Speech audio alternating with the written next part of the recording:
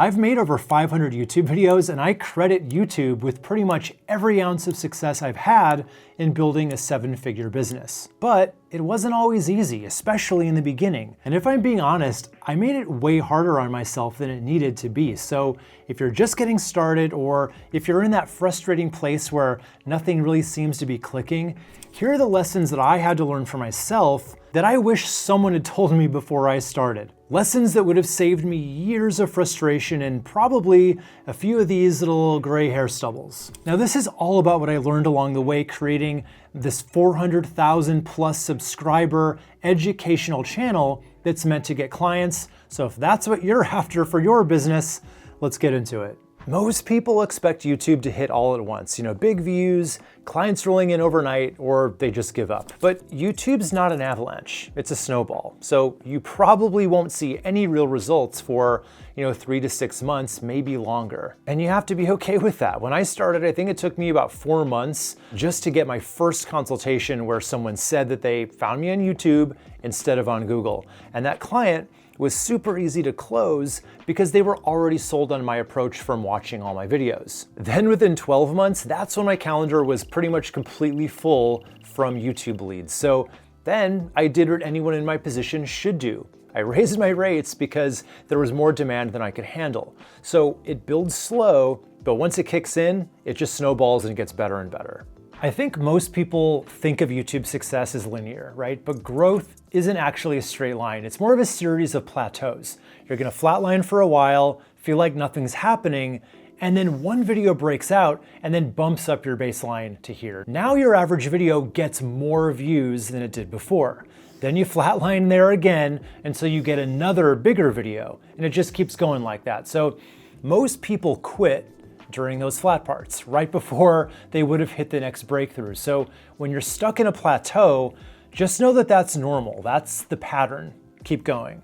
Here's something that's gonna take a lot of pressure off of you. So most of your videos are just gonna be average, right? Some will even straight up flop. That's normal because 80% of your growth comes from about 20% of your videos. Maybe 2 out of every 10 are really gonna take off and bring in most of your views. So if you see a competitor who you think makes worse videos than you, but they're growing faster than you, it's probably because of 1 or 2 videos they made that just happened to hit. And here's the thing to remember about that. Those breakout videos are usually really broad appeal stuff that doesn't even do much for sales anyway. So don't stress when most of your videos perform average. That's the game. When you're just starting out, do yourself a favor and stop checking your views and subscribers every 5 minutes. I know it's tempting, I've done it myself, but you can't control those numbers anyway. The only metric that you should be measuring when you're new is number of uploads. Did you post this week? Yes or no? Did you get a little better than last time? Maybe your scripting was tighter, your delivery was a little more engaging, or your thumbnails, your titles improved. If you just focus on showing up consistently and improving a little bit each video, you're eventually gonna hit that first breakout that gets people to go back and then watch your older stuff that was struggling before. So many creators just stress endlessly about whether their first videos are good enough to post. Is this ready? Should I redo it? What if it's not perfect? It's all good because here's a little secret. Nobody's watching those first ones anyway. And I know it might suck to hear that, why am I doing all this if nobody's even watching? Well, the reason is your 20th video is gonna be a lot better, and your 50th will be even way better than that. Unfortunately, you can't make your 50th video first, right? You have to start right here at number 1. And the beauty part is, while you're at your newest and, let's face it, your worst, nobody's watching you yet. Then as you put in your reps and you get better, more and more people start showing up and your audience grows as your skills and your confidence grow. Now, I know a lot of this can feel overwhelming without a clear path to follow.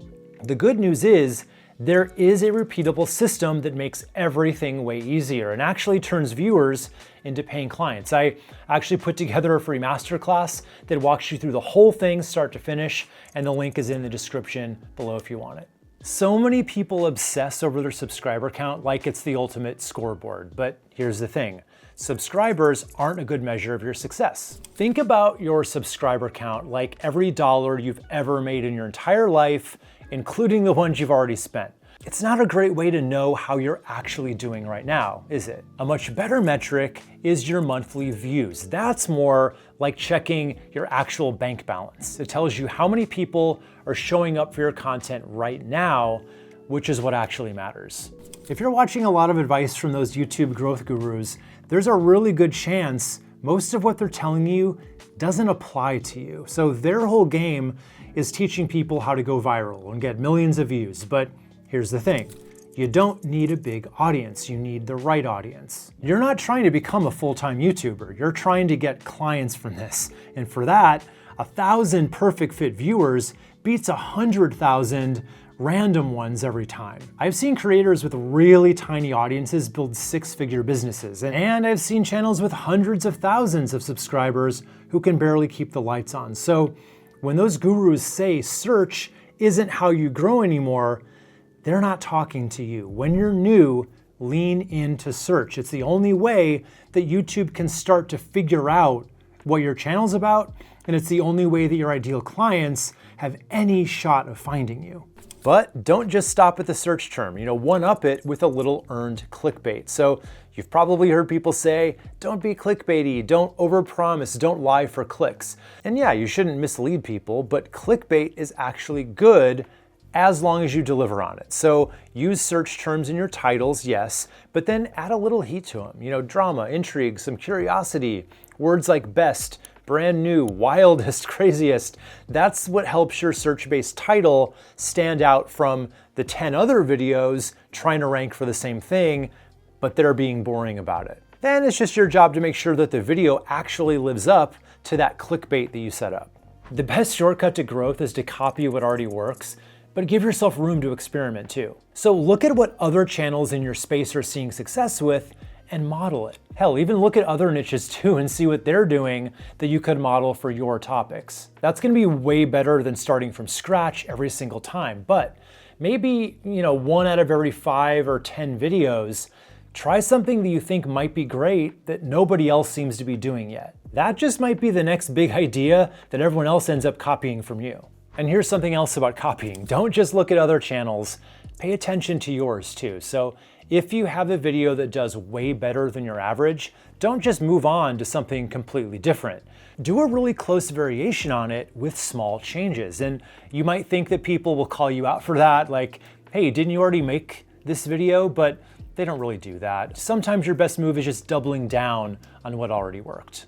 If you're ever too busy one week to create something new, and let's face it, that will happen to you, here's a trick that I learned. So you can just combine 3 to 6 related videos from your content library into one longer video. These supercuts can save you when time is tight. Now, of course, you can't do this when you're brand new because you don't have enough videos built up yet. But once you've built up a library, these are gold. I've made about 10 videos like this at this point, and some have actually outperformed my regular videos. And just like in the last lesson, not one person has ever called me out for repurposing old stuff. People aren't paying that close of attention. You just want to make sure though that the progression from video to video makes sense and stays on a cohesive topic. It should feel like one super in-depth video, not like a random playlist. When ChatGPT 5 came out a bit ago, it was a really big deal and it was getting a lot of attention, and I wanted to, jump on the hype train. So what I did, I rushed out a video and I worked all weekend on it. And the video actually did pretty well, but maybe a little too well because I'd fallen into the classic virality trap. So it just attracted all the hardcore AI heads, not my core audience of expertise-based business owners who wanted to get more clients. So when my next few videos weren't about ChatGPT, YouTube put those new videos in front of that new wrong audience. And guess what? They didn't watch it because it wasn't what they wanted. And YouTube basically thought, okay, looks like people don't like this one, and pretty much just shut it down and didn't show it to anyone after that. So I had one big hit, but that dopamine hit of one viral-ish video didn't make up for the damage it did to my channel. So stay on topic. All that to say, chasing a trending topic that's only loosely related to your niche can confuse YouTube about what your channel is really about and who your true audience is. So going viral in front of the wrong audience isn't just a neutral thing, that you bounce back from with the next video. It can actually be a net negative. When you make a video and it tanks, it's really easy to get frustrated, but don't get mad, get curious. Flops are data, and you should use every one of them to get closer and closer to what does work. You know, maybe that subtopic doesn't resonate with your audience. Maybe your hook was weak. Maybe the title or thumbnail missed the mark. You're not always gonna know the exact reason that a video flops, but in my experience, the biggest culprit is almost always the topic itself. I've seen videos with less than perfect thumbnails and a really weak hook do pretty well just because the topic actually appealed to people. And I've seen like perfectly made videos bomb because nobody cared about them. So learn from it, adjust, and move on to the next one. If you're spending equal time on every stage of making a video, you're doing it wrong. You know, most people think the video itself is what matters most, the shooting, the editing, making it look professional. But here's what I've learned over the years. Planning should definitely take up at least 50% of your total time. I'm talking about figuring out your topic, your title, and your thumbnail. That's where the game is won or lost. Then after that, this is the order of importance of things to focus on. First, hooks, super important, more on those in a bit, then scripting, then shooting, then editing comes dead last. And most people have this completely flipped. They'll spend 10 minutes picking a topic and then 10 hours on editing. But if nobody clicks on your video in the first place, it doesn't matter how pretty it looks on the inside. I get it, you're smart. You know your topics really well, so you explain it the way that you understand it, with all the fancy words and insider language. Then you wonder why your audience zones out. All you gotta do is write your scripts at a 7th grade level. I don't care if your audience is full of executives or academics, this does not change. Einstein once said, if you can't explain something simply, you don't understand it well enough. And Einstein's probably smarter than all of us and your audience too, so he's worth listening to. The more complicated you make your explanations, the less people are gonna pay attention and the less they feel like you actually know what you're talking about. People's brains are just wired to save energy. You know, making something hard to follow doesn't make them lean in closer or think more highly of you. It makes their minds wander or even leave. And if you have a hard time dumbing down your expertise, just use ChatGPT. You know, tell it to take this and rewrite it at a 7th grade level in a conversational tone. It's really good at that, even if you're not. So when you need to explain something complicated, don't just throw information at people. Use stories. You know, analogies and metaphors help people grasp concepts way better than raw data and stats ever could. And if you can use props, even better. I had one video where I used a kid's fishing game to explain the difference between leads and engaged leads. Picture an ocean full of fish. These are your leads. They're out there, maybe aware of you, but they're just swimming by. But amongst all these fish, some will actually bite. These are your engaged leads. So whenever you're teaching something kind of abstract, just ask yourself, what's a really simple visual way I could show this? That's what makes people pay attention and think that you really know what you're talking about because you can explain it so well. Every time you go off on a tangent, you just give your viewers a reason to click away. So stay on the path you promised in the title. If your video is all about 5 puppy training techniques, don't throw in a random section about choosing the right breed. The second viewers feel like you're kind of wandering into the woods off topic, they assume you've said everything important already and they're out of there. So here's a trick to use. Anytime a side topic pops into your head while you're scripting, don't include it, write it down somewhere else because that's not a tangent, that's your next video. Once you've gotten people into your video, want to know the biggest retention killer there is? Repetition. You know, the second the viewers feel like you're wasting time, they're out of there. And this is sneakier than you think. I used to do this thing where I'd make a point with an analogy, then I'd pretty much say the same thing again, you know, without the analogy, just in case they didn't get it, but they got it. So I worked with a script editor for a while who kept calling me out on stuff like that. So once you've made a point, just move on. And heads up, if you use AI to help you write, it tends to do that a lot. So you do have to go through your scripts and manually cut anything out that feels like you already said it. Remember in school how we were taught to always wrap everything up in a nice little bow? Like if you gave a speech or you wrote a paper, you always had to end with a conclusion.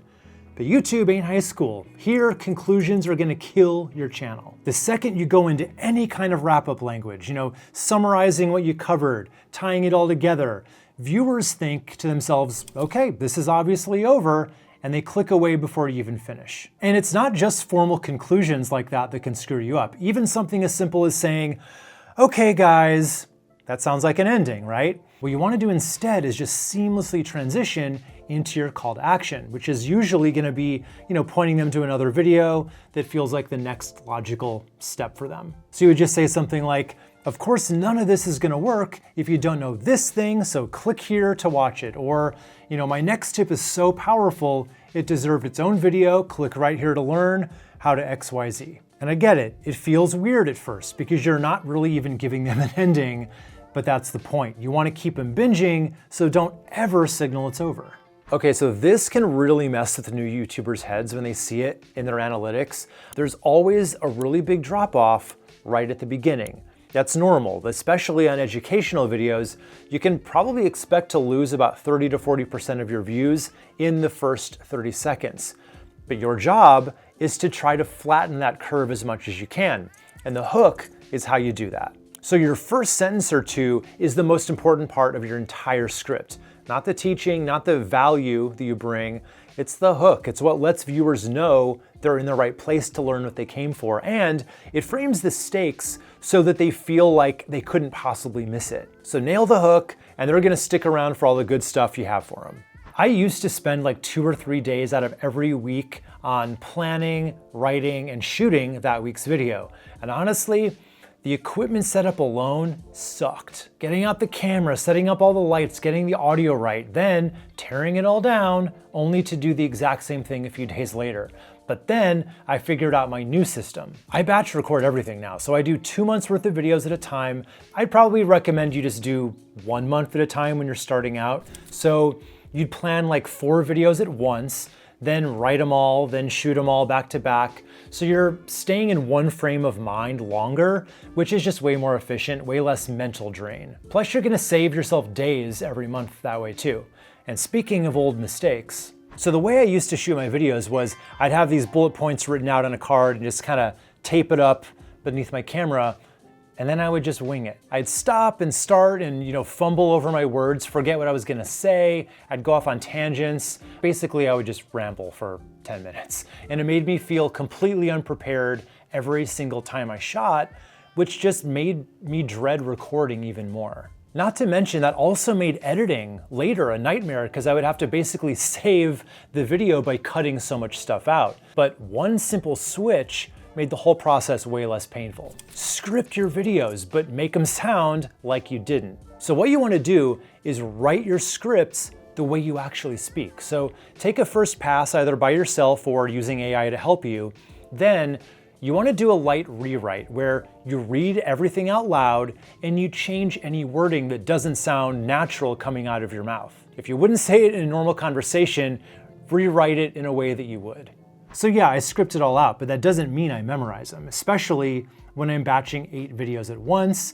That would suck. So instead of memorizing, I just became a teleprompter pro. It's my secret weapon, but the danger of a teleprompter is people catching you reading. And I don't just mean, your eyes moving back and forth like that. I'm talking about that lifeless delivery that just kind of feels like you're reading a hostage note. And there are 2 main ways this happens. First, you don't really know what's coming up, or you're just not pushing yourself to break out of that delivery style. So before you record, read through your script a few times on the computer so you're at least familiar with it and what's coming up next. And if you wrote it right, the way you actually speak, you should be able to act your way through it as if you're just saying it off the top of your head. And it's totally okay if you're not great at that right away, but you do have to keep practicing so you get a little better at it with each video. So have that intention to actually get better.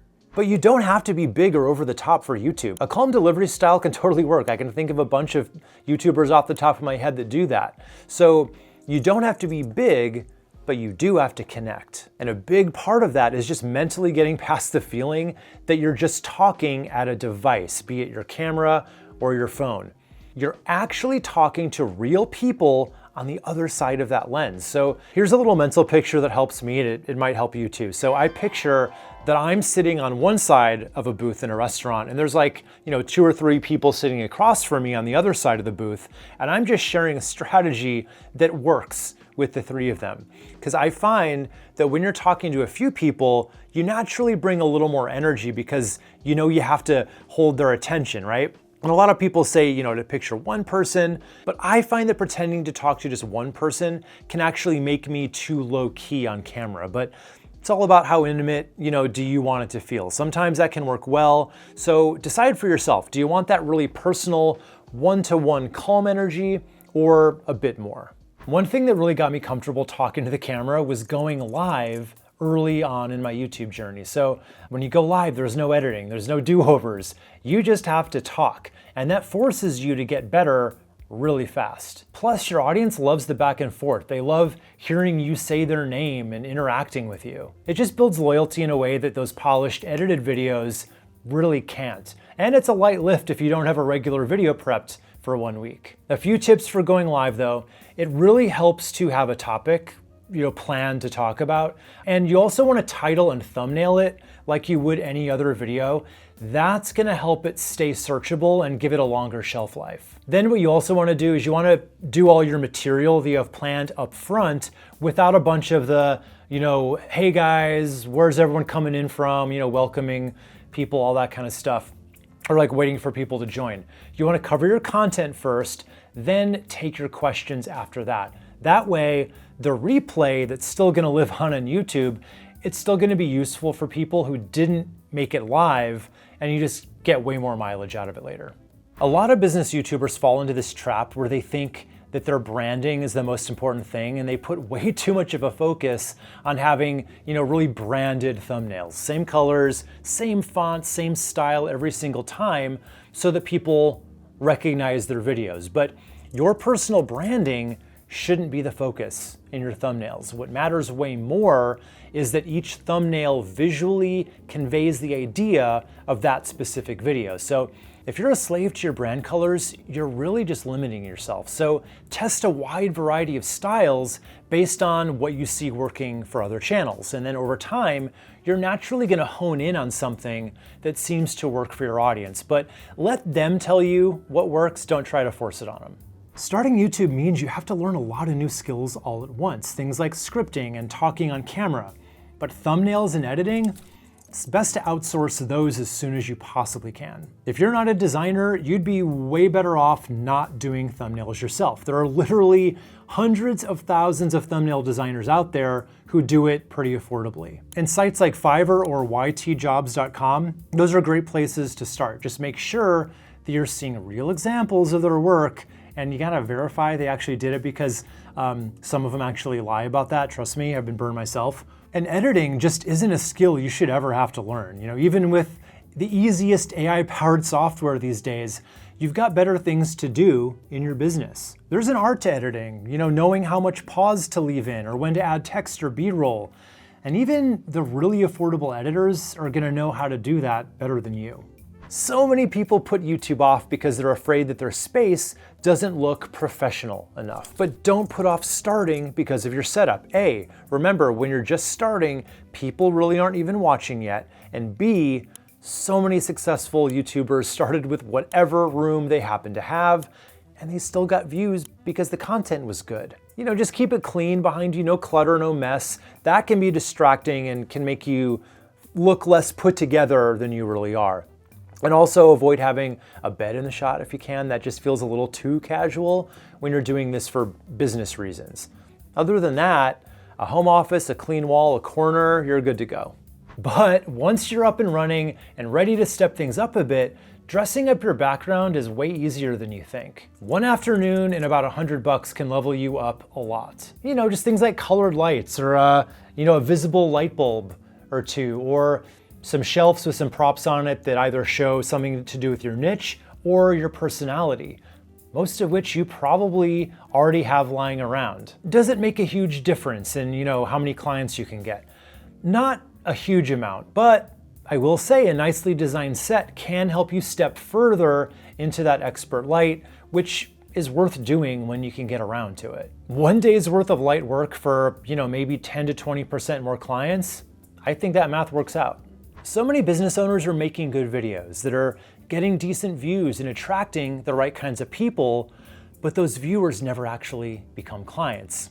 They just watch. And that's because there's an invisible gap between watching your content and hiring you. So you need to add a client bridge. Here's what that looks like. First, you need a prominent Work With Me link right on your channel page where people can see it. And put that same link at the top of every single video description. Then, in about every fourth video or so, you can do a quick verbal call to action, something like, if you want help with this, I'd love to talk to you and see if I can help. But here's the most important thing.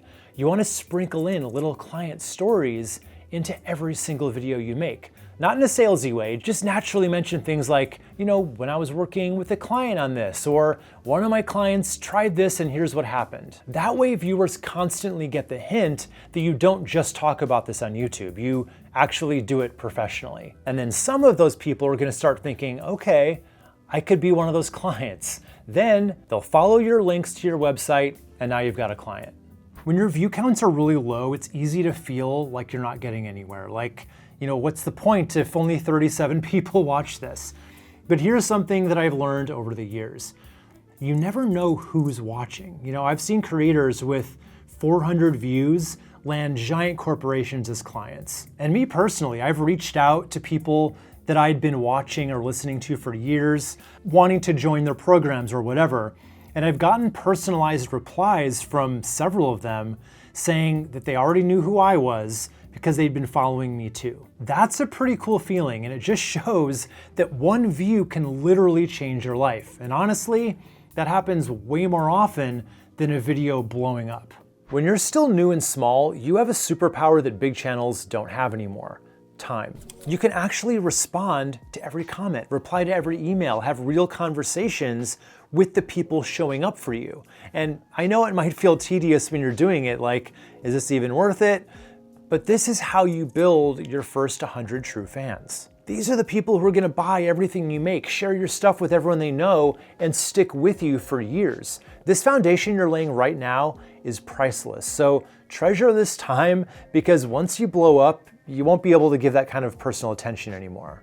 All right, let's talk about trolls for a second. Like, what if strangers say mean things about me? And look, yeah, they do exist, but trolls are way less of a problem than you think. You can block someone with one click and they don't even know it happened. So they're still out there leaving nasty comments, thinking they really got you, but you never have to see any of it. You can also set up word filters. So I just finished doing Invisalign because my teeth were pretty bad before, and I'd get a nasty comment about them every now and then, and it was kind of just a sore subject for me.